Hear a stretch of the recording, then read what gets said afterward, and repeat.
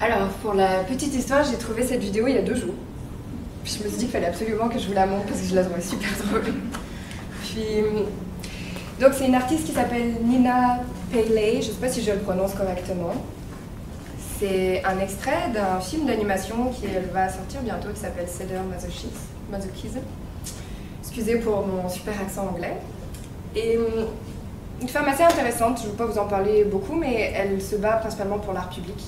Donc elle s'est permis d'animer plein de petites effigies de déesses de la fertilité ou autres, qui datent principalement du Proche-Orient ancien.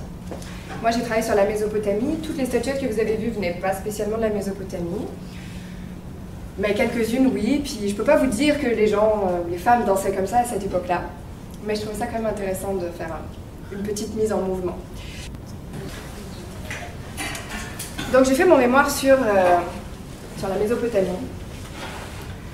Et mon mémoire s'intitulait « Études anthropo-cosmogoniques des pratiques de mouvement en Mésopotamie ». Je vais pas vous en parler vraiment de mon mémoire. J'ai senti qu'ici j'avais la place pour peut-être plus vous parler de mon parcours en tant que femme qui m'a menée à faire ce mémoire-là. Je ne suis pas non plus bercée trop dans les études féministes, même s'il y a une posture, au début en tout cas dans mes intérêts de recherche, il y a des questionnements féministes. Donc j'entrerai pas là-dedans non plus, parce que j'y connais rien. Et donc, les faits que je vais vous amener, qui sont propres à mon parcours, à mes expériences, je vous invite à prendre du recul par rapport à eux. Je ne vais pas entrer dans un énoncé de faits véridiques que vous pouvez prendre comme des vérités établies. Ce que je vous partageais, c'est propre à mon combat, à ma guérison, là, maintenant. Donc, je pense qu'à la base, l'envie d'aller travailler sur la Mésopotamie, c'est venu de différents malaises, d'un besoin de comprendre, puis peut-être d'un besoin de combattre aussi, d'aller chercher une espèce de légitimité scientifique, historique, cette espèce d'utopie qui existait un monde où la place de la femme, du sexe, aurait pu être mieux que là, moi maintenant, comment je le ressentais dans mon corps, dans ma vie. Au final, la Mésopotamie est loin d'être une époque parfaite, mais j'ai trouvé quelques archétypes qui faisaient du sens pour moi. Donc tout d'abord, c'est parti d'un inconfort vis-à-vis du corps. À moins que vous soyez du genre à travailler sur vos organes comme je viens de vous le faire, il est possible que vous ayez tendance à considérer l'être humain comme un esprit dans un corps. Nous, en danse, on a tendance à voir ça un petit peu différemment et plutôt à considérer le tout comme un ensemble, un soma. Et cette conception du corps comme séparé de l'esprit, on la traîne avec nous depuis longtemps. Rapidement, il y a Platon qui le décrivait comme le tombeau de l'âme, où il y a Descartes qui dit « je pense donc je suis ». Donc toujours, le corps est souvent souvent subordonné à l'esprit. Il est situé du côté de la chair, de la matière, de la déchéance, donc du temps. Puis il y a certains chercheurs qui ont fait le lien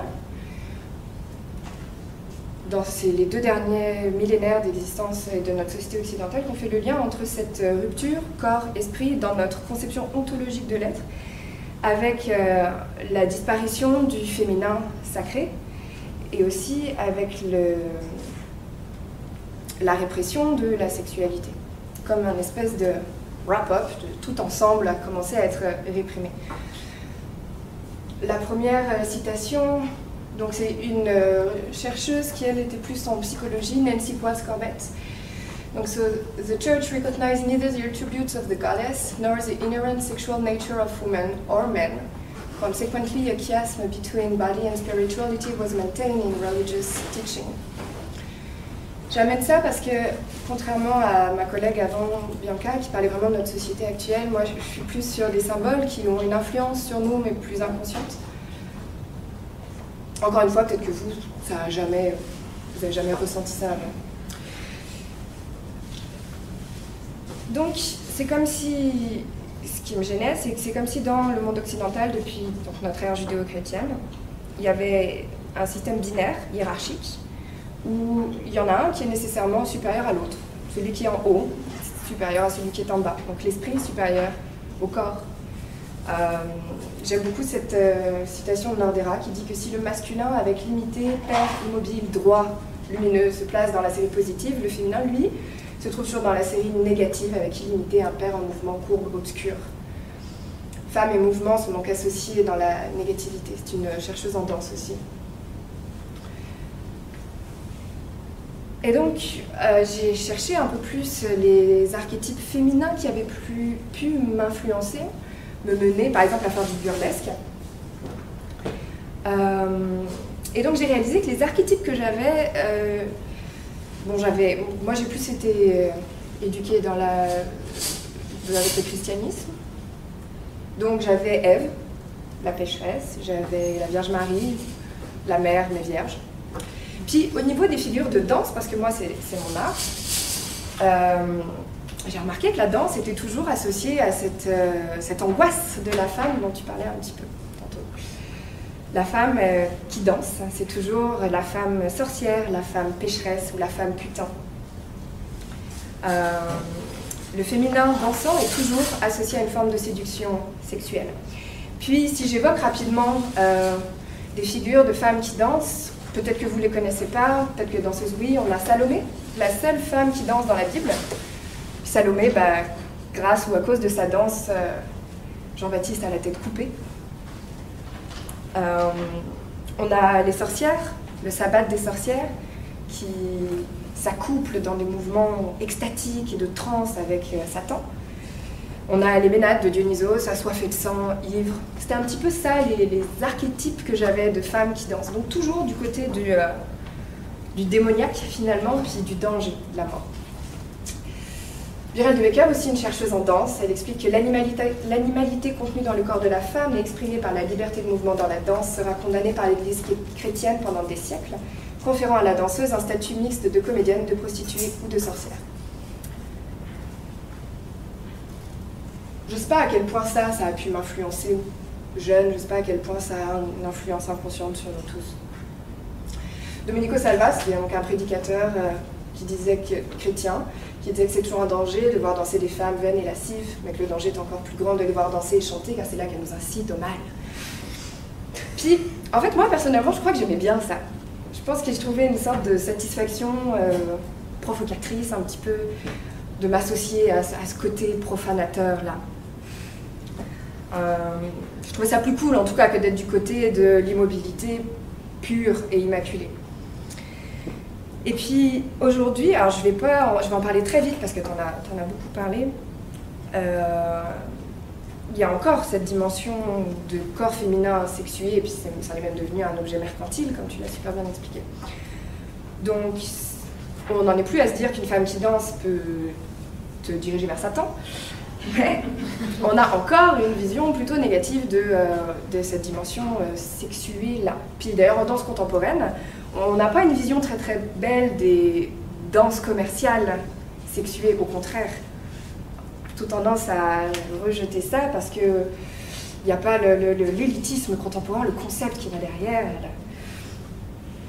Moi, avec le burlesque, j'y échappe un petit peu parce que c'est comme si je me rapprochais du côté queer, donc revendication féminine, etc.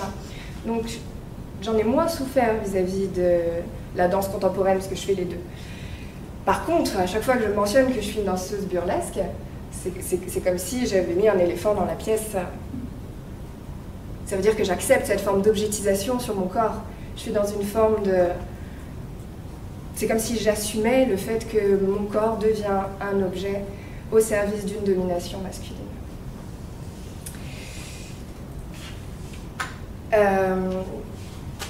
Ça rejoint tout ce que tu as expliqué avant. Un jour, j'ai lu le mémoire d'une de mes collègues en danse contemporaine, Jeanne Marquis, qui a travaillé sur l'hypersexualisation dans les vidéoclips. Et donc elle est vraiment dans une analyse du mouvement. Elle démontre comment tous les mouvements utilisés dans les vidéoclips sont dans une forme d'hypersexualisation. Et donc elle décrit cette culture, enfin Pierrette Bouchard décrit cette culture dans laquelle on se retrouve comme une culture du rêve qui laisse croire aux fillettes que la séduction et l'affirmation sexuelle sont synonymes de pouvoir, qui non seulement leur fourniront l'approbation masculine, mais aussi les mèneront vers le succès. La première fois que j'ai lu cette phrase, j'étais en colère. parce que je me disais, bon, ben moi, je me dessape devant un public, puis j'aime ça, puis j'ai l'impression que c'est une forme d'affirmation féministe. Mais sais-tu, parce qu'en fait, je suis juste conditionnée sans m'en rendre compte depuis longtemps. J'ai pas de réponse, je vais juste partager mes questions. Bref, donc du coup, je me suis dit, je vais aller voir le plus loin possible pour voir comment c'était avant notre conditionnement judéo-chrétien. Au final, il y avait d'autres conditionnements, mais sur le moment, c'est ça qui m'habitait. Et donc, je suis tombée sur la putain de Babylone. Donc ça, c'est un extrait de l'Apocalypse. Cette femme était vêtue de pourpre et d'écarlate, toute parée d'or, de pierres précieuses et de perles. Elle avait dans la main une coupe d'or remplie d'abominations avec les impuretés de sa prostitution. Il y avait sur son front un nom écrit, un mystère, Babylone la grande, la mère des prostitutions et des abominations de la terre. Donc ça, c'est à la chute de Babylone, au moment où tous les cultes liés à la féminité ont été détruits. Puis la déesse que moi j'ai découvert, qui s'appelle Inanna, en Mésopotamie, son culte a perduré jusqu'à Babylone. Mais moi je suis 2000 ans avant. On est vers moins 3000 à peu près, l'époque qui m'intéresse. Et donc j'ai découvert la déesse Inanna. Je ne vous la livre pas comme réponse à mes interrogations, plus pour venir s'ajouter un autre archétype à tous ceux qu'on a pu évoquer depuis qu'on a commencé. Et donc à l'époque de la Mésopotamie, Inanna, elle ne fait pas partie du panthéon, des dirigeants du panthéon, mais pourtant au fur et à mesure des mythes, elle va aller voler les tablettes de loi pour devenir la reine du ciel et de la terre. Elle va aussi aller aux enfers pour essayer de gouverner sur les deux. Elle est plutôt impatiente, puis volontaire, puis téméraire. J'aurais envie de dire ingouvernable, mais je n'ai pas rendu là encore de ma réflexion. Et en fait, ce qui est beau, c'est que c'est la déesse de l'amour, mais c'est aussi la déesse de la guerre. Puis c'est la première fois, en tout cas moi, dans ma découverte, dans ce que je connais, qu'une déesse, que ce soit en grec, à Rome ou autre, incarne les deux. D'habitude, on a toujours l'amour, le mariage, la sexualité éventuellement pour les femmes, puis la guerre pour les hommes. Hein. Là, elle incarne les deux. Elle incarne autant l'amour que la vengeance, la fertilité que la guerre, et puis aussi les catastrophes. Et elle a aussi le pouvoir d'associer les contraires. Donc elle a aussi comme pouvoir de définir l'identité sexuelle de chacun. Et donc, en Mésopotamie, elle est la protectrice des travestis, des homosexuels et des eunuques et des castrats. Elle a 35 lieux de culte. Son temple, c'est l'Es d'âme, et ça signifie aussi bordel. Ses servantes sont des carkides, et ça désigne aussi prostituées. Et puis, il y a plein de cultes qui attestent la présence de rituels du mariage sacré, donc qui aurait été un rituel pour introniser le roi, et qui se faisait avec une grande prêtresse, une prostituée sacrée, puisqu'elle devait s'accoupler avec le roi.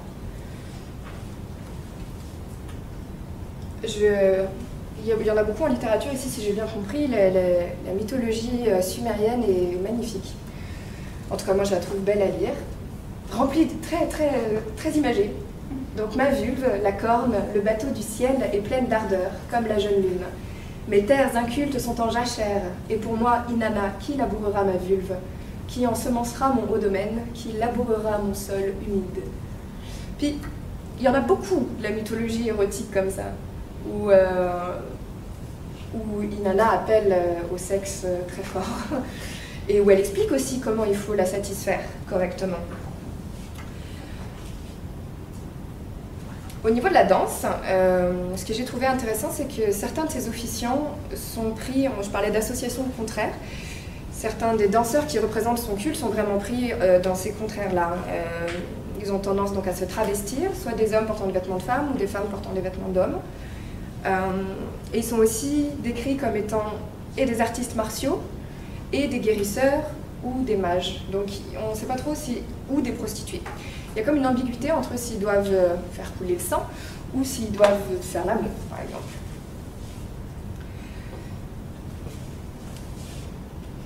Je mets juste un autre poème qui montre le côté plus terrible de Inanna.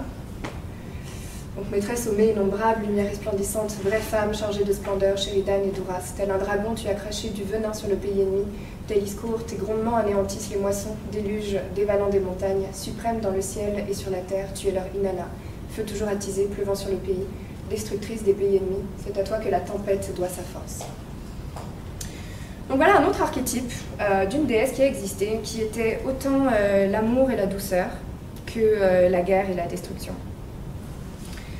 D'après Eliade, Mircea Eliade, qui a été mon cas théorique pour l'anthropocosmogonie, cette androgynie divine, pour lui, fait partie de la structure profonde de la divinité, c'est-à-dire à la fois bienveillante et terrible. Selon lui, c'est la base même du cosmos, cette tension entre vie et mort, intérieur, extérieur. Et il faut le voir sur un plan horizontal et non pas sur un plan vertical, incluant une dynamique de bien et de mal, par exemple. Donc, pouvoir de création, pouvoir de destruction, c'est tout ce qui fait partie de cette déesse-là. Je vous ai un peu livré de façon naïve et honnête ces recherches-là, ces différents archétypes. J'en viens à me poser la question du sacré. Il y a écrit qu'une création ingouvernable est essentiellement profanatrice. Et je ne vous ai pas tant parlé de burlesque aujourd'hui, parce que moi, en ce moment, le burlesque, je suis moins dedans, j'en fais moins. Étrangement, j'ai remarqué en lisant et en essayant de voir comment intégrer le burlesque à ma présentation, que dès le moment où j'ai perdu cette dimension de transgression, dès le moment où le burlesque est juste devenu une expression naturelle de moi, j'ai perdu un peu cet intérêt-là.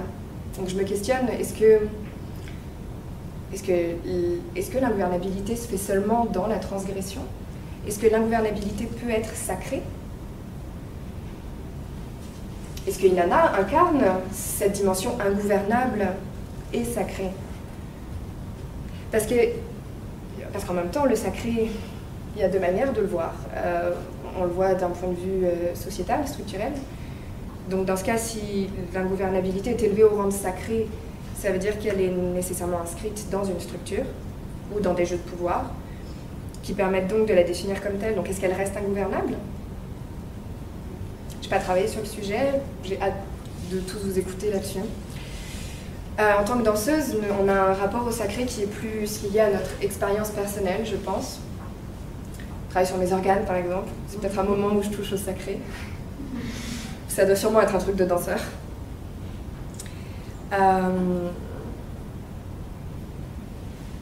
Donc voilà, je pense que je vais rester... Il y a une dernière citation que je trouve peut-être intéressante. Ben là, vous avez une image d'Inanna.